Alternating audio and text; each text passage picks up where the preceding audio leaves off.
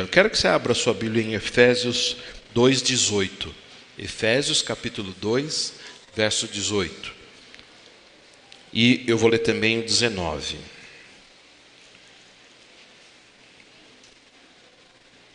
Diz assim: agora, por causa do que Cristo fez, todos... Eu queria na RA, por favor.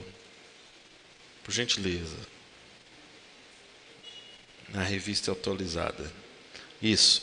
Porque por ele ambos temos acesso ao Pai em um Espírito. E o verso 19: assim, já não sois estrangeiros e peregrinos, mas concidadãos dos santos e sois da família de Deus. Eu queria que você percebesse nessa última frase, nesse último versículo, ele fala que nós somos da família de Deus. Diga assim: eu sou da família de Deus. Amém? Você é família de Deus. Então existe uma família espiritual que Deus, em Cristo, inaugurou. Ele colocou você nessa família e de uma forma espiritual e poderosa nós fomos incluídos pelo sangue de Cristo. Então, quando Deus enviou Jesus para padecer por toda a humanidade, o que ele fez? Ele estava criando uma família. Porque todos os que são lavados pelo sangue recebem o Espírito de Deus, acabam que tendo a mesma essência de Deus. Eu não sei se você entende, mas você tem a mesma essência de Deus. O mesmo sangue que me lavou, lavou a você também. Amém? Então, cria-se espiritualmente uma grande e maravilhosa família espiritual. Você está incluído numa grande família espiritual. Amém? Veja um outro texto comigo, Atos 2:42. Atos 2:42 diz assim: e perseveravam na doutrina dos apóstolos e na comunhão e no partir do pão e nas orações. Verso 44: todos os que creram estavam juntos e tinham tudo em comum.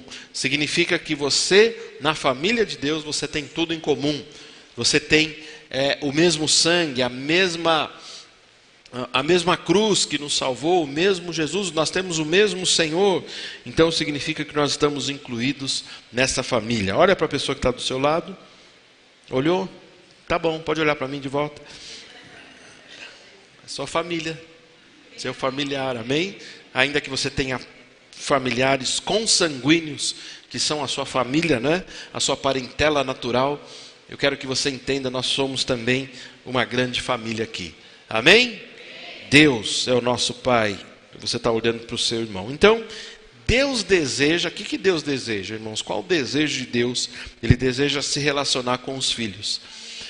Deus é um Deus de mistérios. Deus tem os seus mistérios, não é? A gente vê em Deuteronômio 29:29, que as coisas... Põe lá Deuteronômio 29:29, só para os irmãos verem esse texto. As coisas encobertas pertencem ao Senhor nosso Deus, porém as reveladas nos pertencem a nós e aos nossos filhos para sempre, para que cumpramos todas as palavras desta lei. Significa que Deus tem os seus mistérios, mas Ele também é um Deus de revelações. Ele tem mais revelações para te dar, Ele não está escondido hoje. Então, se Deus não se esconde, Ele não é um Deus com os braços encolhidos, com os ouvidos agravados, tampados, não é? Com os seus olhos fechados. Pelo contrário, Ele deseja, além de se revelar a você, Ele deseja se relacionar com você. Deus é um Deus que deseja ter uma relação com os seus filhos, vida. Deus, né? Deus, Ele não é independente, Ele nunca será independente do clamor humano. O que você pedir a Deus, Ele vai te fazer. A gente ouviu, né, uma frase muito legal da Marisete, não sei se foi ela que falou, mas mesmo que algo não exista, Ele vai inventar só para te ver feliz. Não é? Mesmo que algo não exista, Ele vai inventar só para te ver feliz. Porque Deus, Ele tem o desejo em atender as nossas petições, ao desejo do nosso coração. Diga amém, pelo amor de Deus. Então Deus, Ele quer se relacionar, Ele quer ter uma vida com você. Por isso que você precisa ter uma vida com Ele. E não ficar se relacionando só com o seu celular. Amém? Deus, Ele tem um grande, imenso amor por nós. Ele quer se envolver conosco. O Salmo 34, verso 15 diz assim: os olhos do Senhor repousam sobre os justos, e os seus ouvidos estão abertos ao seu clamor. Olha só, é um Deus que quer atender as nossas orações. Ele quer atender os desejos do seu coração. Hebreus capítulo 11, 6 diz assim: ora, sem fé é impossível agradar a Deus, porque é necessário que aquele que se aproxima de Deus creia que Ele existe e que Ele é galardoador daqueles que o buscam. Sabe o que eu vejo nesse texto? Eu sei que você tem ideia de que Deus existe, tem consciência que Deus existe. Mas Deus, Ele tem tanto prazer em relacionar-se com os filhos, em ter comunhão com os filhos. Sabe o que Ele faz? Ele te abençoa toda vez que você o busca. Eu pergunto a você, nós já não somos abençoados com toda a sorte de bênçãos? Já não temos em Cristo todas as coisas? Mesmo assim, Ele é galardoador, Ele é abençoador. Depois de tudo, Ele ainda te abençoa. Depois de tudo, Ele faz tudo por ti. Amém? Então, essa é o começo, né, da nossa lição, que é a comunhão com Deus e com a igreja. Você precisa ter comunhão com Deus. Vou falar de novo para você memorizar. Você precisa ter comunhão com Deus. Isso é essencial para a sua vida. Para a sua vida, não só a sua vida espiritual, mas a sua vida como um todo. Isso é essencial. Você precisa ter. E uma das maneiras que a gente tem comunhão com Deus, irmãos, é orando. É uma doutrina muito básica. É muito básica. Você precisa aprender a orar. Você precisa ter uma vida de oração. Precisa orar. O que fazem os muçulmanos? Eles oram 3 vezes ao dia, não é isso? Param para orar. Muitos cristãos não oram sequer um minuto por dia. Elas acham que esses cristãos acham que Deus tem a obrigação de estar com eles, falando com eles. Você deve buscar Deus em oração. Você precisa saber da necessidade que a oração, que você tem de oração, porque a oração ela vai causar impacto na sua vida, ela vai transformar a sua vida. Se você não tem essa prática, saiba, a vida de oração é uma das práticas mais essenciais da vida cristã. Eu pergunto a você, você está orando? Você está orando? Você está tendo uma vida de oração? Você precisa ter. Isso é prática essencial para você viver. Amém? Oração é ter comunhão com Deus. É ter comunhão com Deus. É estar ligado com Ele. É unir os céus à terra. Quando eu oro, quando você orar, você precisa orar ao Pai em nome de Jesus. Diga em nome de Jesus. Por que tem que ser em nome de Jesus? Porque Jesus, Ele é o intercessor, Ele é o mediador. Foi por Ele e por causa dEle que todas as bênçãos espirituais foram conquistadas. Amém? Então toda oração, aprenda isso por favor, senão eu vou te corrigir. Toda oração que a gente fizer tem que falar em nome de Jesus. Pastor, isso eu não tem que falar em nome de Jesus. Não, mas isso é um amuleto? Não, tem que orar em nome de Jesus. Tem gente que ora e nem fala amém. Fala um monte de coisa. É isso. Não, é em nome de Jesus. Tudo que eu faço é em nome de Jesus, tá certo? Filipenses capítulo 4, verso 6 diz assim: não andeis ansiosos de coisa alguma, em tudo, porém, sejam conhecidas diante de Deus as vossas petições pela oração e pela súplica com ações de graças. Eu preciso ter uma vida de oração com Deus todos os dias, amém? Aí ele fala de petição, ele fala pela oração, pela súplica e ações de graça. São tipos de oração. Tem orações que você vai pedir, tem orações que você vai suplicar, não é isso? Tem orações que você não vai pedir nem suplicar, só vai render ações de graças. João capítulo 16, verso 23 e 24 diz assim: naquele dia me perguntarão, em verdade vos digo, se pedirdes alguma coisa ao Pai, Ele vô-la concederá em meu nome. No nome de Jesus. Até agora nada tendes pedido em meu nome. Pedi e recebereis, para que a vossa alegria seja completa. Amém? Então diga, pedir em nome de Jesus. Amém? Glória a Deus. Essa questão do pedir, o interceder e dar graças, não é isso? Então a vida de oração não é só pedir coisas a Deus. A vida de oração não é só petição. Não é a vida de oração com Deus não é uma lista de desejos, né, Priscila? Não é? A pessoa, lista de desejos você faz lá nas lojas americanas, não é isso? Ou na Amazon, não é isso? Você põe lá, eles têm até um linkzinho, né? A sua lista de desejos, para você saber, não é? O que você tem lá de desejo, e ele fica te empurrando aquelas coisas. Toda vez que você abre o site, aparece aquilo lá. Vida com Deus não é uma vida de desejos, né? De uma lista de desejos. Eu posso pedir, Ele sabe que eu tenho necessidade de coisas, não há problema nenhum com isso. Mas eu devo também usar a oração para interceder. Interceder por pessoas. Você deve interceder pelo seu pastor, pela família do pastor, pelos filhos do pastor. Você deve interceder por seus parentes, pelos seus filhos, pelos seus amigos, por pessoas que estão em necessidade de oração, que elas precisam que alguém esteja na brecha. O que é intercessão, irmãos? Intercessão é estar entre, tá certo? Deus e a pessoa. Aí eu pergunto, a pessoa precisa de um intercessor? Muitas vezes sim. Muitas vezes sim. Ou ela está acamada, ela não está podendo orar. Ou a fé dela ainda é muito pequena. A Bíblia fala sobre os débeis na fé, não é? Tem pessoas que não têm uma fé muito forte e você precisa fazer por ela. Não é? Uma criança, por exemplo, ela pode ser que ela não esteja desenvolvida em toda a questão da fé. Você precisa fazer por ela. Então é importante a intercessão para vários momentos. Eu pergunto a você, o pecador que não conhece a Deus precisa de intercessão? Sim, precisa. Nós podemos e devemos orar por aqueles que ainda não são salvos. É interceder, é ficar no meio, ficar na brecha, não é isso? Orando para que Deus o salve, para que Deus abra os olhos espirituais. Então, oração não é só petição, é intercessão também. E é também ações de graças. Nós precisamos render graças por tudo que nós temos, não é? A Bíblia fala que nós devemos dar graças não por tudo, mas em tudo. Não por todas as coisas, mas em todas as coisas. Porque tem coisas que a gente não vai agradecer. Não é? Tem coisas que lhe sobrevêm e você não tem que agradecer. Oh Deus, obrigado. Obrigado por essa dor de dente. Eu te louvo, te rendo graças. Não. Primeiro que não foi Deus que deu a dor de dente. Segundo que você não agradece por coisas que não são dádivas. Mas eu posso ter o coração agradecido mesmo na situação de dor de dente. Está entendendo? Por mais que seja difícil. Por isso que a Bíblia fala para eu dar graças em todas as coisas. E não por todas as coisas. Então eu levanto, Senhor, obrigado.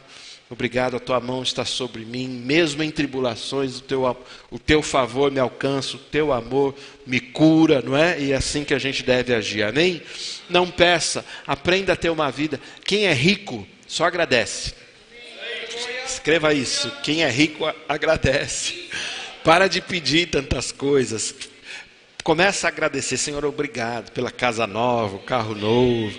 Obrigado pela saúde maravilhosa. Obrigado pelos quilos que eu estou não perdendo, né? Mas eliminando, né? Obrigado pela saúde. É assim. Render ações de graças. Tem que te falar, render ações de graças é um reconhecimento do que Deus já fez.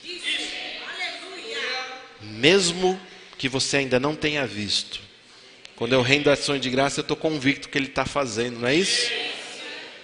Então, aí eu falo, eita, só vou render graças, então, é oração de rico, gente rica, gente próspera.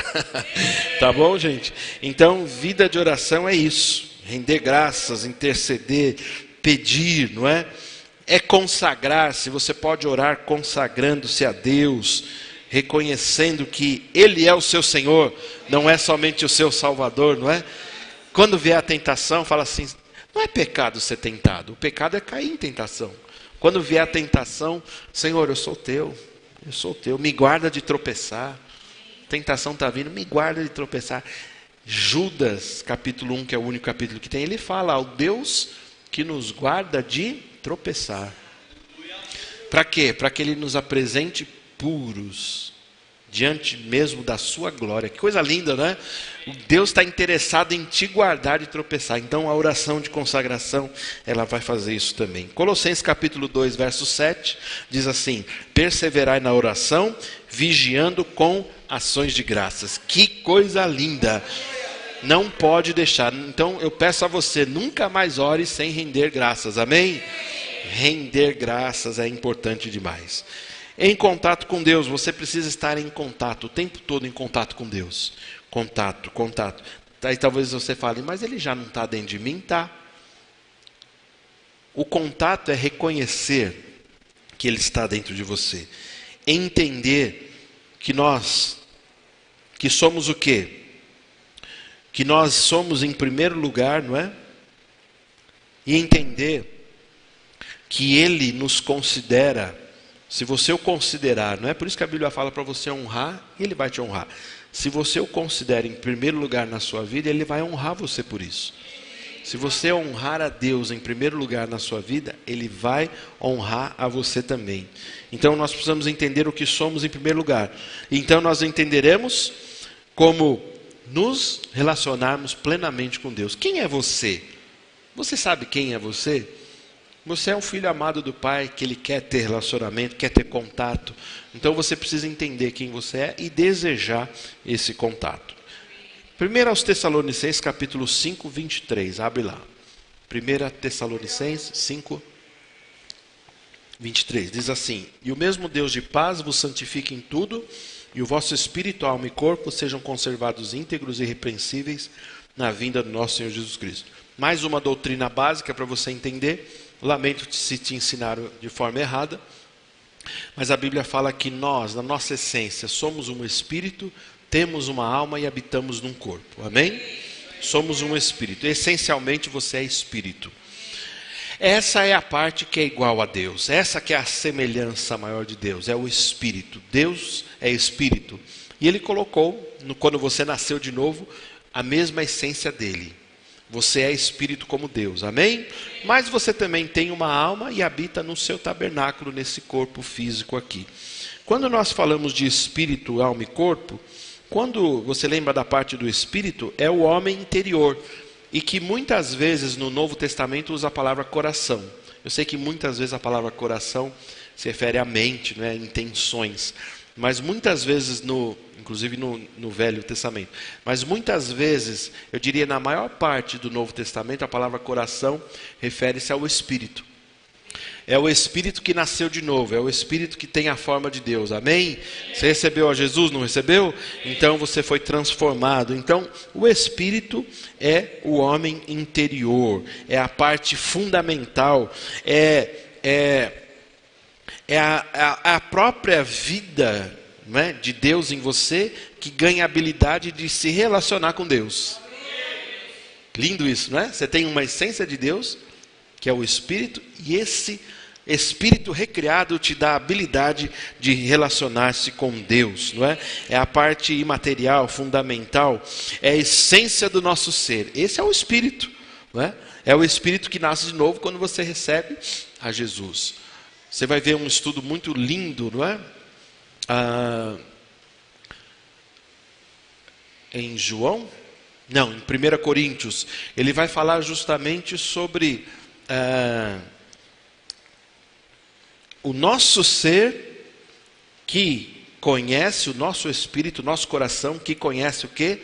O coração de Deus.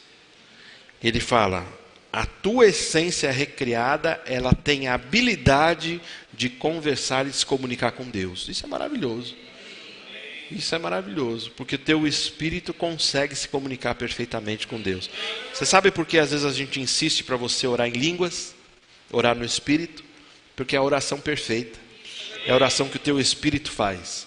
Ela é mais perfeita do que uma oração em português, por mais que você esteja centrado e pedindo corretamente, ou orando corretamente. O Espírito ora melhor ainda. Ele ora de fato. A Bíblia fala que o Espírito ora de fato, não é? Espírito, alma e corpo. A alma, o que é a alma? É a parte material também. Ela não é física, não é? Mas ela está composta do quê? Dos sentimentos, da vontade, do coração, do raciocínio, tá certo? Da lógica. Todos nós temos uma alma. Se nós não tivéssemos alma, seríamos secos, robotizados. A alma tem sentimentos. A alma que muitas vezes é onde você recebe os impulsos, né? Onde você chora, onde você fica emocionado. E muitas vezes a pessoa fala é o coração, não é? Mas não é, é que a impressão vem para o músculo, o coração, não é? Mas quem recebe sentimentos é a sua alma. Então a alma, qual o problema da alma? Nenhum e todos. Pode não ter nenhum, mas pode ter todos. Por que nenhum? Se a alma for tratada pela palavra, ela vai servir ao espírito. Amém? Agora, se ela for desequilibrada, ela não for tratada, ela que vai guiar o espírito. Por isso que você não pode ser almático, fleumático. Por quê? Porque senão a sua alma vai comandar você. A alma ela tem que ser controlada pelo espírito. Porque muitas vezes a alma vai querer mover você para tomar algumas atitudes e elas não estão certas as atitudes. Atitude certa, decisões certas eu tomo pelo Espírito. A alma não pode fazer. Por isso que Davi uma vez fala, não é? Ele fala assim, por que estás abatida, ó minha alma? Por que te perturbas dentro em mim? Ele fala, espera em Deus, pois ainda o louvarei. Ele fala assim, alma, baixa a bola, não é? Não pensa que você vai fazer eu tomar decisões, porque senão você vai me levar ao erro. Eu não sei quantas vezes você já errou por causa da sua alma. Sabe quando você fica magoado com uma pessoa? Ah, falaram isso de você. Aí você sobe aquele sangue, né? Aí você fica nervoso. O que você faz? Vou tomar providências agora, não é? Aí você muitas vezes responde, já fica aquele cheiro de alma terrível, né? Mas quando você tem um equilíbrio maior, o que você faz? Você fala assim, ei, vou acalmar meus sentimentos, vou aplacar meus sentimentos, não vou tomar decisão nenhuma agora, porque se eu tomar decisão agora eu vou incorrer em erro. Aí quando a alma estiver bem quietinha, se tiver repensado, aí você vai resolver a questão mais com o Espírito. Amém? Não mais com raciocínio. Beleza, gente? A alma tem que ser renovada. E outra parte do seu ser é o seu corpo. O corpo é o homem exterior, é a parte física, é chamado tabernáculo, é a parte que tem que ser dominada por você. Você não pode fazer a vontade da carne, tem que dominar. Porque a vontade da carne gera o quê? Morte. 1 Coríntios 6,17 diz assim, mas aquele que se une ao Senhor é um espírito com Ele. Baseado no quê? Na parte do teu espírito. Amém? Hebreus capítulo 4, verso 12. Porque a palavra de Deus é viva, eficaz e mais cortante que qualquer espada de dois gumes. E penetrará até o ponto, até o ponto de dividir a alma, espírito, juntas e medulas. Falando justamente da tricotomia do homem. E é apta para discernir os pensamentos e propósitos do coração. Romanos 12, 1 e 2, um texto que você conhece, precisa sempre estar lendo. Rogo-vos, pois, irmãos, pelas misericórdias de Deus, que apresenteis o vosso corpo por sacrifício vivo, santo e agradável a Deus, que é o vosso culto racional. Amém? E não vos conformeis com este século, mas transformai-vos pela renovação da vossa mente. Para quê? Para que experimenteis qual seja a boa, agradável e perfeita vontade de Deus. Amém? 1 Coríntios 9, 27, Paulo diz, mas esmurro o meu corpo e o reduzo à escravidão, para que, tendo pregado a outros, não venha eu mesmo a ser desqualificado.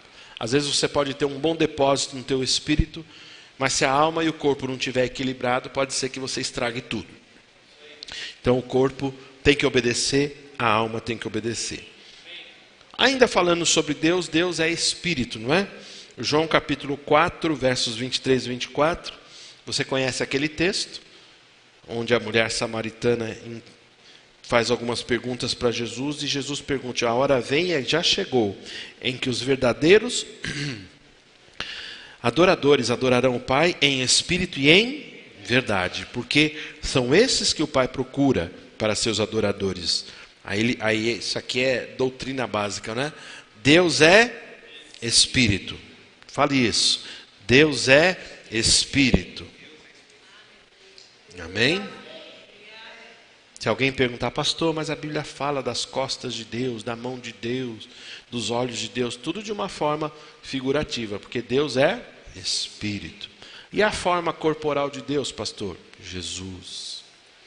Amém?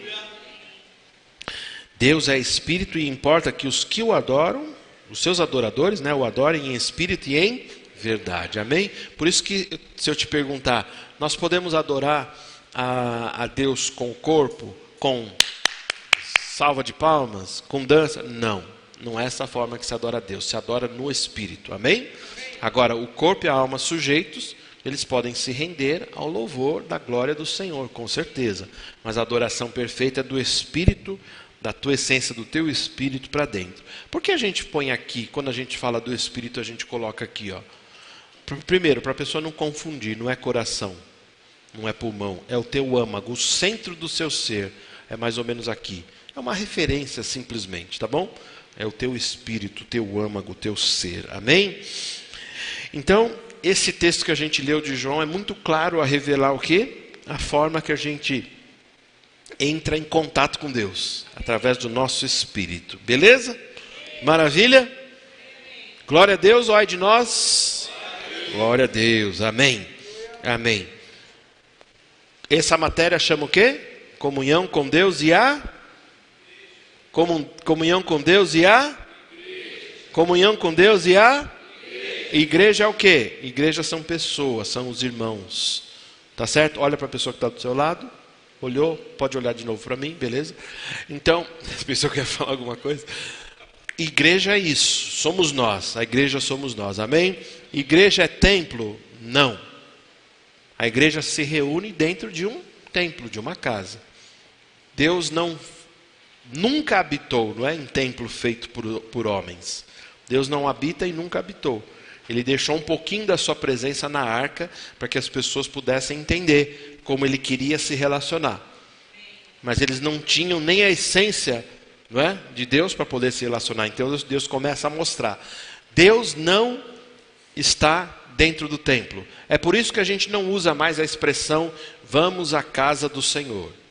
Porque a casa somos eu e você. Você é casa, você é templo, você é morada de Deus. Você é morada de Deus, você é templo. Então, não, eu gostaria que você até corrigisse, não é? Quando a gente não vai ficar pegando no pé de ninguém, mas procure não dizer mais a casa do Senhor. Ô irmãos, vamos cuidar a casa do Senhor. Não. Vamos cuidar, fala mais direito, né? Vamos cuidar do templo onde se reúne a igreja. Tá certo? Porque Deus não habita. Quando a gente apaga as luzes, fecha a porta aqui, Deus não vai dormir, Deus ficou aqui em algum canto. Não. Ninguém pode conter, o universo todo não pode conter a Deus. Deus é maior que o universo. Por isso que o universo, eles falavam que o universo é infinito, né? Mentira, o universo é finito. Quem é infinito é Deus. Tá certo? Então, eu não sei o tamanho do universo, mas ele é menor que Deus. É uma característica de Deus que chama imensidade, não é? A Bíblia se refere a Deus, ao tamanho de Deus, não pelo seu corpo, porque a gente já disse que ele não tem um corpo físico, e ele não é um gigante, mas ele ocupa todos os espaços. Deus, de fato, não está em todos os lugares, porque em alguns lugares ele não é desejado. Mas pelo seu poder, ele sabe de todos os lugares. Não existe um lugar onde a gente pudesse se esconder dele. Então Deus, ele é maravilhoso, imenso. Ele não habita em templos. Então quando a gente fala de igreja, a gente está falando do lugar onde os irmãos se reúnem. Amém? Porque verdadeiramente igreja somos eu e você. Por que, pastor, você tocou nesse assunto? Porque para ter comunhão com Deus e a igreja, a gente não pode deixar de congregar. Eu tenho falado para alguns irmãos aqui, eu falo já há alguns 10 anos, mais ou menos. Enquanto Deus mandar eu falar, vou continuar falando. Não é? A gente tem que começar a deixar de priorizar as coisas naturais, a nossa família. A gente precisa começar a deixar tudo em segundo e terceiro plano e priorizar Deus. Resgatar a questão de congregar. Pastor, é muito culto, pastor. É muito culto. Aí o que eu digo para a pessoa que fala que é muito culto? O irmão vai se converter, vai irmão, vai se converter. Vai entender o sangue, a remissão, porque você vai entender Hebreus 10, 24 e 25, que diz assim, consideremos também uns aos outros. Olha só, consideremos também uns aos outros. Para quê? Para nos estimularmos ao amor e às boas obras. Pastor, a gente precisa se reunir só na igreja? Não. No sábado a gente vai se reunir num sítio, na confraternização, não é? Podemos reunir na casa de alguém? Podemos. É a igreja que está lá, não há problema. Mas a convivência do congregar vai fazer o quê? Que a gente se estimule uns aos outros, no amor e as boas obras. Talvez você me estimule, você me dê ânimo se eu estiver desanimado, e eu posso animar você também. Por isso que é importante congregar. Por isso que eu tenho falado para alguns irmãos aqui há 10 anos quase. Alguns não entenderam ainda. O Espírito vai revelar uma hora. Porque ele vai falar assim, não é para deixar de congregar. Eu e minha esposa entendemos isso. A gente não tinha nem filhos ainda. A gente entendeu isso claramente. Claramente. Quando a gente tomou um posicionamento, a nossa vida só progrediu. Por quê? Vida com Deus traz-nos as bênçãos de Deus. Amém? E qual a questão de muitos de nós? Muitos de nós a gente coloca, rapidamente, né, a gente coloca a igreja num mesmo nível, né, de competição com os outros afazeres. A gente fala assim, não, tem um monte de coisa para fazer. A gente fala, não, a igreja a gente coloca de escanteio. Aí a gente coloca compromisso em hora de igreja. É errado isso. É errado. Eu pergunto, o que você vai ensinar para pessoas? Se você não consegue priorizar o tempo de culto. Tem que falar para as pessoas, a pessoa marca o horário, marca com você no horário de culto e fala assim, não posso, tem culto na minha igreja. Olha só, coisa mais linda, a gente precisava resgatar, mas a gente não faz isso. A gente coloca tudo a questão da igreja em segundo plano. Aí você me pergunta, não pastor, mas espera aí, eu não coloco Deus em segundo plano.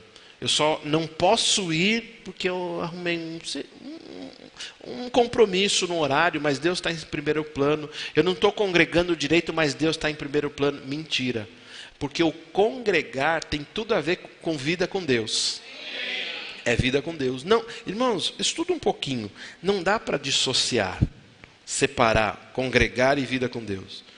Senão você vai ser um desigrejado aí. Você vai falar assim, não, eu tenho vida com Deus, mas a minha comunhão é em casa.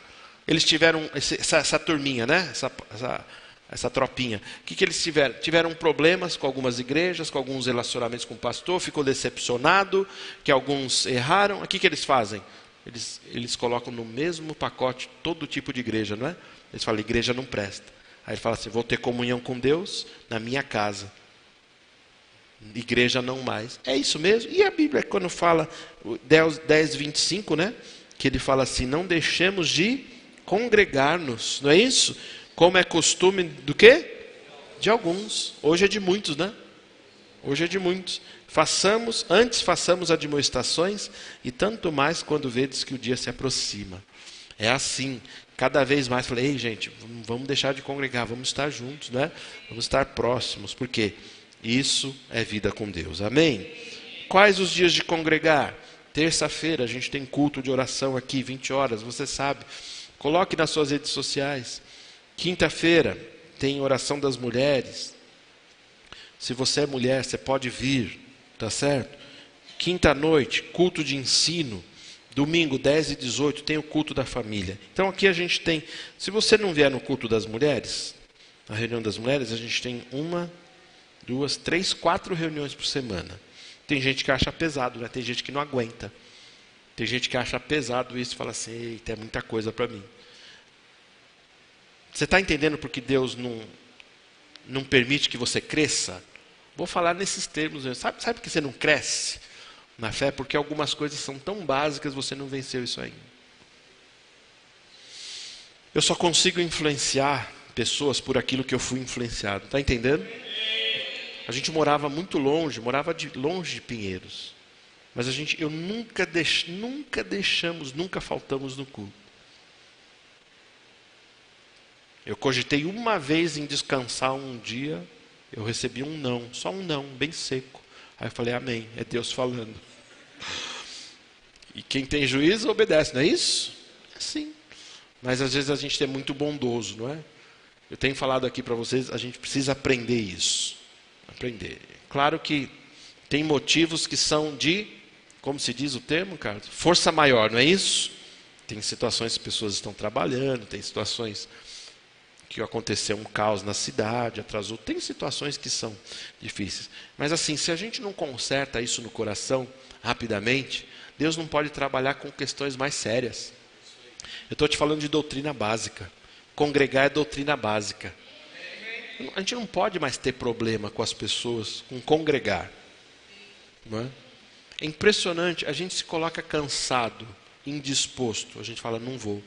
A pessoa sentiu um sintoma de doença, ela fala, não vou. Enquanto que a gente fala que na igreja é lugar de cura, né? Se ela viesse, nem que ela não falasse nada, mas levantasse as mãos, o Senhor podia curar ela. Se ela pedisse, talvez nem abrisse a boca para pedir, Deus podia curar. Mas qual a questão? A gente ainda está humano, raciocínio, a alma falando mais alto. Eu pergunto, você acha que Deus pode fazer coisas mais profundas?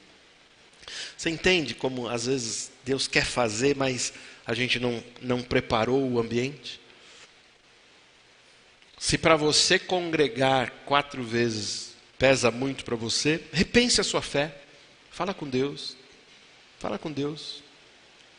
Fala com Deus. Repense, porque isso é uma questão que mexe com a tua estrutura.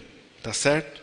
Então, eu vejo que esses textos, né, eles nos falam muito claramente do que Deus quer, como que a gente haja, né?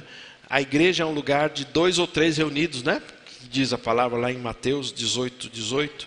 Em verdade vos digo que tudo o que ligardes na terra terá sido ligado nos céus, e tudo o que desligardes na terra terá sido desligado nos céus. Em verdade também vos digo que se 2 dentre vós sobre a terra, olha só, concordarem a respeito de qualquer coisa que porventura pedirem, ser-lhes-á concedida por meu Pai que está nos céus. Porque onde estiverem 2 ou 3 reunidos em meu nome, ali estou no meio deles.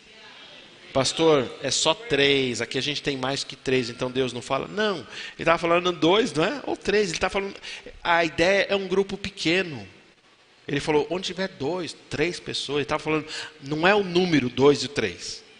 Ele estava falando de um grupo pequeno, de igreja, de ajuntamento de crente.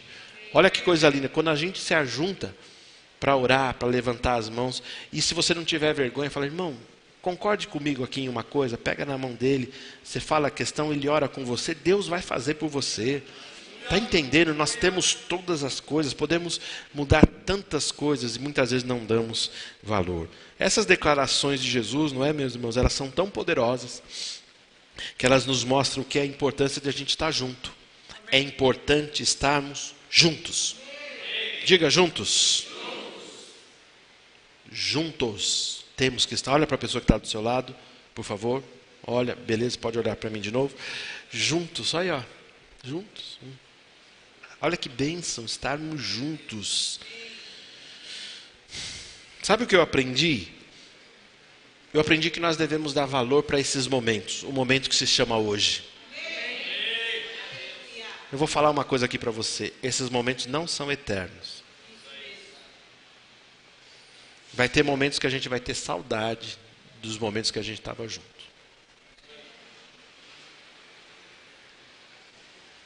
Deus pode nos levar para outros lugares, não é? Deus pode te levar para outros lugares. E aí? Não é? Deus mudar a nossa história. E as coisas são tão interessantes que você não consegue prever, né? De repente alguém chega, estou há 1 mês de viajar. Quantos irmãos aqui sempre estavam congregando com a gente, estamos indo embora. Aconteceu rapidamente. A gente não sabe qual vai ser a última vez. Por isso que é importante esse valor, o ajuntamento. É algo de Deus, irmãos. É algo de Deus. Eu não estaria feliz em estar vendo uma série da Netflix agora, sabendo que tem culto de oração. Está entendendo? Eu não estaria feliz vendo o último lançamento da Columbia Pictures, não sei qual é. Mas se eu soubesse que estaria acontecendo um culto aqui e eu desconectado de vocês. Esse é o melhor lugar que você poderia estar. Esse é o melhor lugar. Não é porque o pastor está falando aqui, eu não vou falar a vida toda aqui, irmãos. É porque esse é o lugar de comunhão, é o lugar onde Deus nos dá instruções, é o lugar onde a gente pode crescer. Então, Deus deixou, isso é um princípio divino. É precioso demais a gente estar junto. É precioso a gente poder aproveitar esse momento. Amém?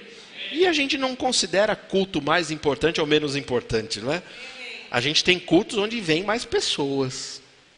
E a gente poderia dizer que o culto de domingo é um culto mais solene, onde a gente vem, principalmente às vezes a gente tem no primeiro domingo a celebração da ceia, a gente torna, por uma questão ritualística, ele mais solene. Mas existe culto mais importante que o outro? Não. Não deveria existir. Não é? Agora que tem muito culto, as pessoas às vezes escolhem, né? Eu vou vir nesse, naquele não vou. Né? E se você colocar quem vai pregar, né? Talvez eles não venham mesmo, né? Pastor Paulo vai pregar em todos. Ai, Jesus. Vou faltar. Só vou vir no louvor e saio, né? Né, pastor? Misericórdia. Oh, Jesus, né? Isso não, né, Cássio? Nós, então, precisamos fazer o quê? Valorizar esse momento. Esses cultos são importantes. Amém? Quando a gente se reúne em nome de Jesus, Ele está presente. Uma outra maneira de a gente ter comunhão com Deus e a igreja é a ceia do Senhor. Normalmente nós celebramos o quê? A ceia uma vez por mês. Eu queria que você guardasse. Está em dúvida? Fala comigo, tá bom? Ceia é mandamento? É. O outro mandamento que a gente entende pela Bíblia é o batismo. Batismo nas águas.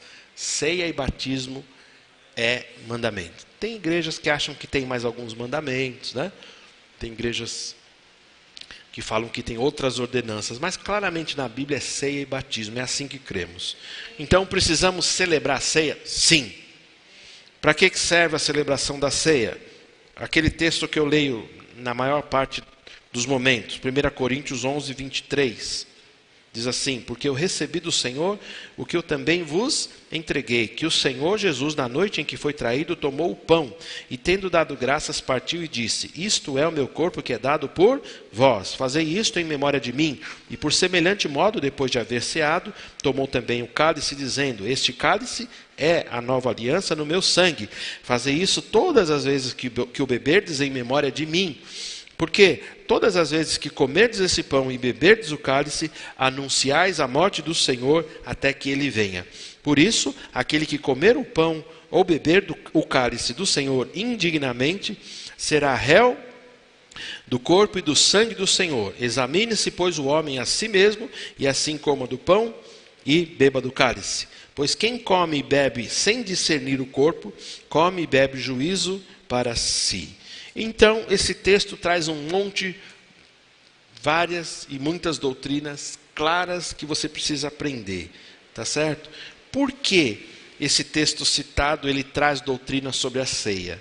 Então você vai ver aí quais, não é, os motivos por que se tornou uma ordenança, por que devemos celebrar a ceia, por que a igreja celebra a ceia, por que é importante você participar da ceia. Se alguém perde uma ceia, por exemplo, eu queria que você soubesse. A gente tem um departamento aqui, você me avisa. A gente vai mandar os irmãos levar a ceia para sua casa. Se você tiver, por exemplo, numa questão de doença, não é? Que você não puder se locomover, a gente vai levar a ceia para casa. A gente está preparando com o grupo Ministério dos Diáconos, a gente sempre vai deixar, independente do cavalo de Troia, não é? Continuar ou não, a gente vai continuar com o quê?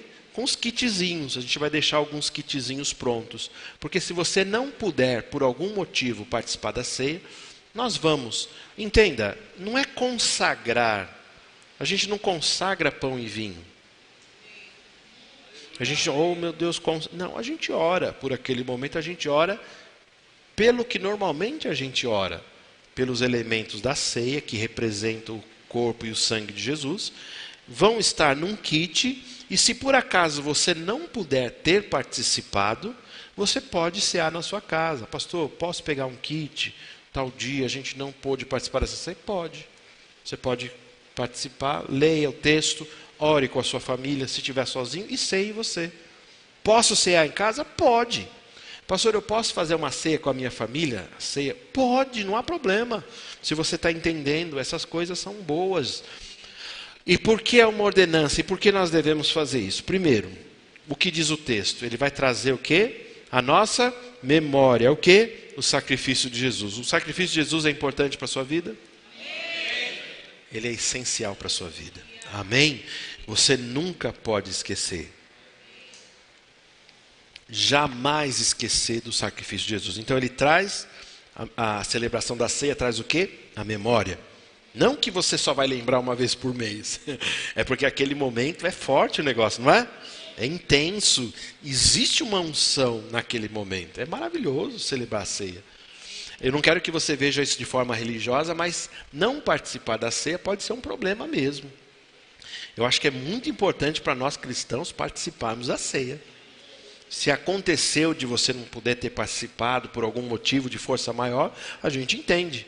A gente pode te ajudar e providenciar para você não ficar em falta no mês. Mas procura participar de todas as vezes, não falte. Tá bom, gente?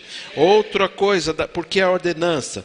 Porque fazemos um anúncio, né, da morte dele, da ressurreição, até a volta dele. A ceia lembra que Jesus vai voltar. A ceia lembra que Jesus vai voltar. Você está lembrando disso? Outra questão da ceia é um momento de examinar-se. É um momento de introspecção. É um momento de você ver onde é que está a sua fé. Amém? A Bíblia diz, o texto que a gente leu, examine-se, pois, o homem a si mesmo e deixe de comer? Não, coma. Eu já contei isso aqui milhares de vezes, vou contar de novo. Afinal de contas, o microfone está comigo hoje. As pessoas religiosas, né, religiosidade, o diácono ia servir e falou assim, não vou participar. Ela queria dizer assim, não estou digno de participar. Vai com a sua dignidade para o inferno. Não é, irmão? Tem que ensinar as pessoas. Vai com a sua justiça e esse trapo de imundícia, vai para o inferno. É aonde vai se você quiser tentar se auto-justificar. Aprenda isso. Olha aqui. Ceia, a gente lembra o que? Da justificação. Jesus nos fez justos por Jesus. Porque Ele é o Cordeiro perfeito. Então Ele é digno de todo merecimento. Todos os méritos foi por causa de Jesus. Amém? Por isso que você não pode se fiar, não pode se basear na sua justiça. Deus, perdoe, está vomitando para a sua justiça. Por isso que essa religiosidade de muitos é nojo para Deus. Eles acham que é bonito. Deus está vomitando para essa religiosidade. Deus, Ele quer que você tenha entendimento. Porque se Jesus te justificou, eu pergunto, justificou ou não? Pastor, mas eu pequei. Examine-se, peça perdão e coma. É para participar. Mas é assim imediatamente, não tem uma carência de umas 4 horas? Não. Quem tem carência é plano de saúde. Se for sincero, Deus te perdoa na hora? Perdoa, lógico. Marido e mulher às vezes brigaram na saída, o marido foi grosso com a esposa. Pede perdão para Deus. Se tiver oportunidade, bem, me perdoa, a gente vai participar da ceia. Ela vai olhar agora, né? Você quer participar só porque vai... Aí ele vai fazer assim. Tudo bem que você não vai acreditar, mas é sincero, né? Não é verdade? É nesse momento, às vezes tem que pedir perdão. A esposa libera, não é? Libera o coração. Outro motivo pelo qual participamos da ceia é uma celebração do corpo de Cristo. É um momento onde você vê o corpo, as pessoas. Olha para a pessoa que está do seu lado, por favor. Olha aí agora. Olhou? Maravilha. Aí, ó, o corpo. É o corpo. É o corpo de Cristo. Foi lavado, você foi lavado pelo sangue de Jesus. O teu Senhor é o mesmo meu Senhor. Por isso que a gente celebra, por isso que a gente tem comunhão uns com os outros. Eu pergunto a você, pode um cristão não ter comunhão com outro cristão? Ele cresce defeituoso, ele cresce cheio de problemas. Por isso que a celebração é importante. Amém, gente? O que é o pão e o cálice na celebração da ceia, né? O que é o pão? O pão, ele representa o quê? O corpo de Jesus que foi moído, partido. Ele foi moído de uma forma, né, terrível. horrível. Mas a ideia é que ele foi partido por todos nós. E dessa plenitude dele, toda a igreja recebe. Por isso que é como se a gente comesse um pedacinho do corpo de Jesus. Essa que é a ideia. O pão, então, ele representa o corpo que foi partido por todos nós. E o cálice da nova aliança, o que ele representa? Ele simboliza o quê? A conquista dessa nova vida. Por causa do quê? O sangue, né? O vinho, o suco de uva que a gente usa, ele representa o quê? O sangue de Jesus que foi derramado, o sangue puro. Não é? Um sangue que foi derramado para a remissão dos pecados. Porque a Bíblia fala, sem derramamento de sangue não há remissão de pecados. O sangue de Jesus, perfeito, puro, ele não varre a sujeira para debaixo do tapete. Como o sangue de bodes faziam, né? Porque o sangue de bode aplacava a ira de Deus, não é? Por um tempo, por um ano, ou por um período menor. Agora o sangue de Jesus, o que ele faz? Ele nos purifica. Amém? Por isso que a figura pode parecer nojenta, mas o sangue de Jesus sobre sua vida, ele marca a sua vida. O sangue de Jesus, ele te traz vida, um sangue de alguém que morreu. Ele te traz a vida, ele traz a cura, ele traz a salvação, ele te perdoa, ele te purifica de todos os pecados. Amém? Então, quem pode participar? Não existe na Bíblia nenhuma restrição de pessoas que possam participar, contanto que tenha uma aliança com Jesus. Pastor, se vier alguém de outra igreja, pode participar? Pode. E se vier alguém de um outro ministério, pode participar? Pode. Pastor, e se vier uma pessoa católica e ela tem consciência de Jesus, pode participar? Pode.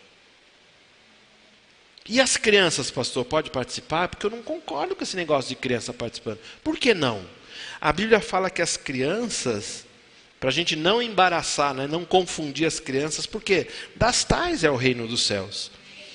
Eu preguei aqui um dia, né? Jesus colocou uma criança, né, para falar do reino dos céus, da humildade do coração. Criança entende fé. Criança que já tem uma consciência e aceitou Jesus, ela pode e participa lá na escolinha das crianças, na salinha participa. Lá tem ceia e tudo mais. Não fique escandalizado, pois, se a tua igreja, a antiga igreja, ensinou o contrário. Porque nós entendemos assim, as crianças que já têm fé, participam do corpo e do sangue. Amém, gente? Então, isso é muito importante. Para terminar, um conceito maravilhoso que eu quero que você aprenda. Conceito de justiça. Justiça e um outro conceito é graça. Isso aqui dava uma pregação só isso, mas eu vou falar rapidamente. Justiça é a condição que eu me encontro hoje, que você se encontra hoje, lavado e redimido pelo sangue de Jesus, em plena comunhão com Deus. Ele me vê sem culpa, sem pecado, sem condenação, como se o pecado nunca tivesse existido na minha vida. A Bíblia diz que, Romanos capítulo 5, justificados, pois, pela fé, nós temos paz para com Deus. Amém? Jesus nos justificou. Deus em Cristo nos justificou, não é? Ele nos tornou justos. Então eu quero que você entenda, não é possível ser mais ou menos justo, ou um pouco justo, um quarto de justo, ou 3/4 de justo. Ou você é justo, justificado, ou você não é. Por isso que nós não, entenda esse conceito, por isso que a gente não fala mais que somos pecadores. Você não pode ser pecador.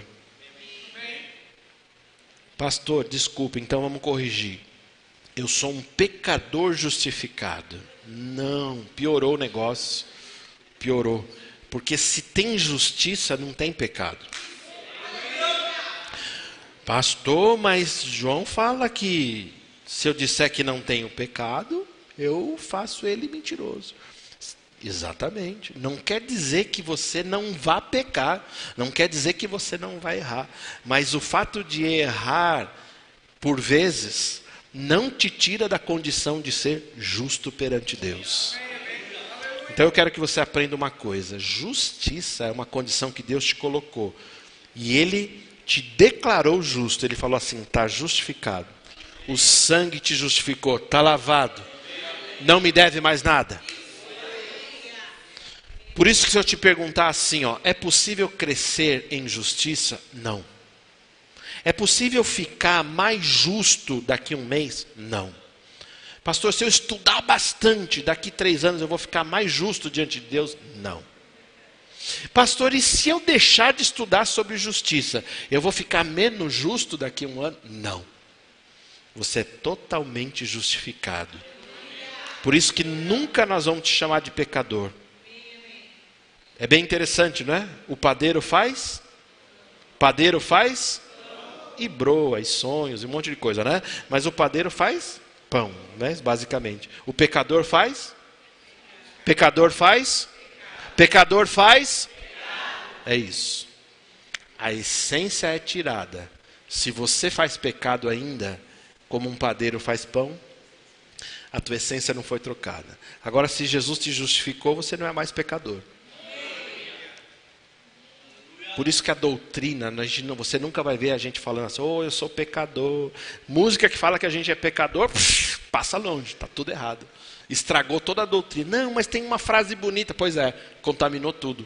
Um pouquinho de levedo, um pouquinho de fermento, leveda, né? Toda a massa, não é assim que diz o texto? Um pouquinho de quevedo, não, para de quevedo. Um pouquinho de fermento, leveda toda a massa. Significa um pouquinho da doutrina errada estraga. Então você não é mais pecador. Diga assim, eu não sou mais pecador. Diga assim, eu sou justo e justificado. Amém? Agora eu tenho que te falar. A condição de justiça não nos coloca em liberdade para pecar. Amém? Porque as pessoas falam, oba, já que eu sou justo, vou virar um Raimundo, né? Um pé na igreja, um pé no mundo. Não. Desculpa, irmão Raimundo, se tem algum irmão Raimundo aí. Não dá. A condição de justiça faz com que eu deva me santificar mais ainda, não é isso? Não cresço na condição de justiça, mas posso ser mais santificado. Amém? Esse é o conceito de justiça. O conceito da graça, para a gente terminar, fala sobre o quê? A graça fala, as pessoas gostam de traduzir como a graça como favor imerecido de Deus. De fato é. A gente não merecia, não é a graça. A Bíblia diz em Efésios 2:8, pela graça sois mediante a fé. Isso não vem de vós, é dom de Deus. A graça que nos salvou. Amém? Aí o verso 9 diz assim, não vem de obras para que ninguém se... Eita, é de graça. Entende o conceito da graça? Veio de graça, veio para você, para você. O conceito da graça é isso, é liso. É muito cristalino o conceito da graça. Então, desculpa, é um favor gratuito de Deus, não é? Concedido a você, filho, não é? Através do quê? De Jesus. Tudo foi por causa dos méritos de Jesus. Amém? Ele providenciou tudo, não é? A nossa autojustificação nunca poderia fazer nada para a gente conseguir o favor de Deus, nunca poderia, não é? E a graça de Deus, o que é também? Ela nos assiste naquilo que a gente necessita. A graça nos dá o favor dele, para sermos salvos, e ela continua nos assistindo nos momentos que são difíceis, nas dificuldades. Amém? Porém, a Bíblia diz que a gente pode crescer em graça. Em justiça não se cresce, mas pode-se crescer em graça. Por isso que a Bíblia fala, crescer na graça e no conhecimento. Por isso que a graça, ela te concede favores. A partir da salvação é o primeiro favor. Mas ela vai te conceder outros favores. Por isso que alguns favores podem não ter sido concedidos a você. Porque você precisa crescer na ideia da graça. No entendimento da graça de Deus. A Bíblia diz que Jesus crescia em graça. Diante do quê? De Deus e dos homens. A graça de Deus vai fazer até você ter favor de homens. A graça de Deus que te abre promoção. Que te abre ideia para negócios. A graça de Deus que te faz prosperar. A graça te assiste em todas as coisas. Por isso que alguns têm mais graça que o outro, não é isso? Graça não é ser engraçado, é graça de Deus. Então, cresça na graça. Cresça no conhecimento. Agora, conheça sobre justiça, porque justiça, na condição de justiça você não pode crescer mais. Vamos cantar, só para encerrar. Glória a Deus. Espero que você tenha aprendido um pouco sobre comunhão com Deus e a igreja. Andar junto com Ele. Fica de pé, vamos adorar a Deus. Que nós vamos cantar, queridos? Que nós vamos cantar?